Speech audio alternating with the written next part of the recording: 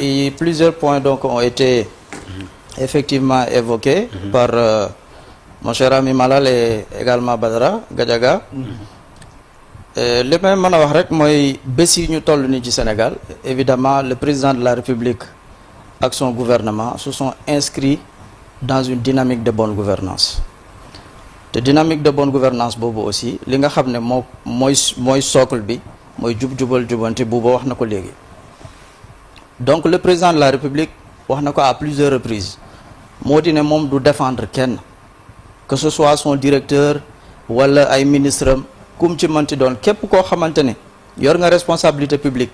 nga mën a tëju ci sa biir bureau ci sa intimité ak sa conviction personnelle nga def loo xamante ni dafa waroo ak loi waroo ak yoon mais su boobaa justice buy dal sa kaw kenn du la défendre loolu wax na ko. Mais ce qu'il faut aussi rappeler et préciser mooy dañu nekk ci Sénégal boo xam ne tey véritablement la notion de séparation des pouvoirs ce n'est plus en fait un slogan c'est en fait c'est devenu une réalité. Exécutif bi mu ngi def liggéeyam ni mu waree le pouvoir législatif Assemblée nationale aussi mu ngi voter ay loi mu ngi contrôler li nga xam ne aussi mooy l'action du gouvernement mais li nga xam ne aussi mooy suñu justice di justice indépendante ay magistrats yi nga xam ne de brillants magistrats yoo xam ne sont bien formés nekk des magistrats dignes ñu ngi def seen liggéey ni mu waree. La dernière fois vous avez suivi je pense très bien la sortie des procureurs le procureur général ñoom Mbacké Fall ak ñoom Sylla. Donc vous avez suivi leur conférence de presse Malal et vous avez entendu effectivement que plus de 290 dossiers ont été traités et plus de 5 milliards également ont été cautionnés et recouvrés. Donc je pense que yooyu ay résultats la yoo xamante ne mën nañ ko bañ a négliger parce que tàmbali nañu liggéey waaye liggéey boobu mu ngi continuer te wax nañu ne aussi seen priorité du la prison li ngay wax ci prison comprendre naa ko bu baax man moom yàlla def na dugguma prison mais yow dugg nga prison xam nga li fa nekk te prison ku fa duggul xam nga la fa nekk ci en fait ci solitude ak ci difficulté donc moo tax ñi fa nekk dañ leen di ñaanal yàlla ñu génn fa te aussi li may wax rek muy man muy keneen sénégalais du yéene moroomu sénégalais muy dugg kaso mais dafa fekk tamit ne l'argent public nga xam ne tey jii dañu nekk ci dëkk boo xamante ne ni les hôpitaux manquent de tout gis ngeen infrastructures yi scolaires pratiquement abri provisoire yi ni mu baree ci Sénégal dëkk boo xamante ne on parle souvent de cherté de la vie gouvernement bi di def ay efforts yu bare pour la baisse du prix des denrées de première nécessité ma rappelé foofu ne aussi le président Diomaye est à féliciter parce que bi mu toogee motul sax 2 mois génne na 54 milliards injecté ko ci li nga xamante ne nii mooy la baisse des denrées de première nécessité ci contexte international boo xamante ne tout le monde sait que le marché international aujourd'hui est perturbé avec l'augmentation des droits de douane ci contexte boo xamante ne nii les superpuissances n'est-ce pas sont entrées dans une guerre boo xamante ne sans précédent une guerre commerciale mais malgré évidemment cette situation difficile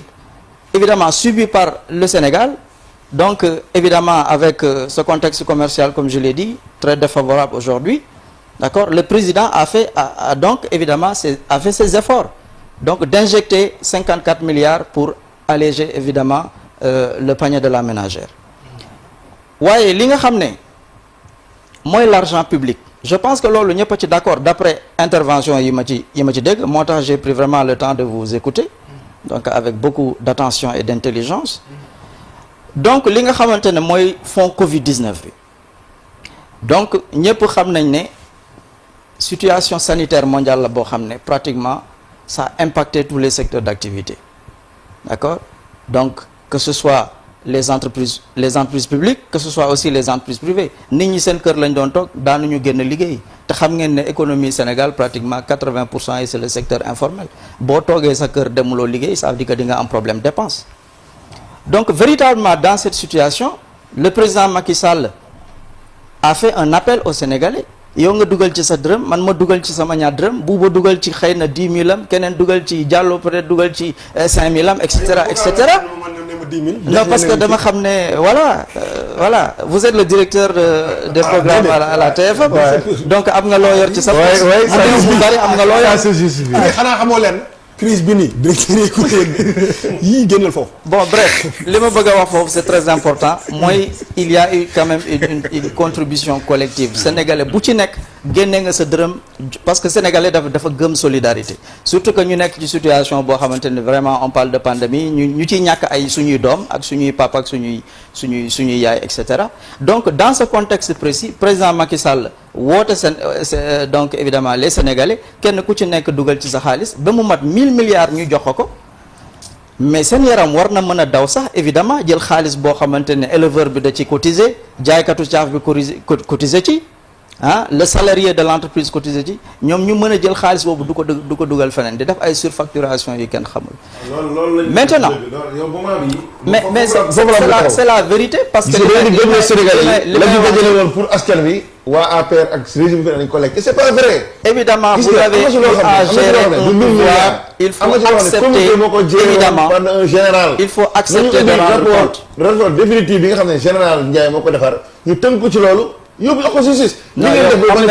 yow léegi vous ne devez pas raser les murs mais vous devez raser les murs mon cher 1000 milliards yi. vous devez raser les murs laissez-moi terminer s'il vous plaît. ma yeggali s'il vous plaît parce que bu fekkee da nga ma bëgg a dugal ci jeu boobu. parce que la prochaine question aussi te yow yaa ko moom donc da nga nar a enchaîner. non y a aucun problème. mais li ma bëgg a wax rek mooy. pour terminer foofu si point. le président Macky Sall pour man il est le principal responsable parce que moom la sénégalais cotisé jox ko 1000 milliards. sénégalais yi toog seen kër demuñu fenn pendant des semaines pendant des mois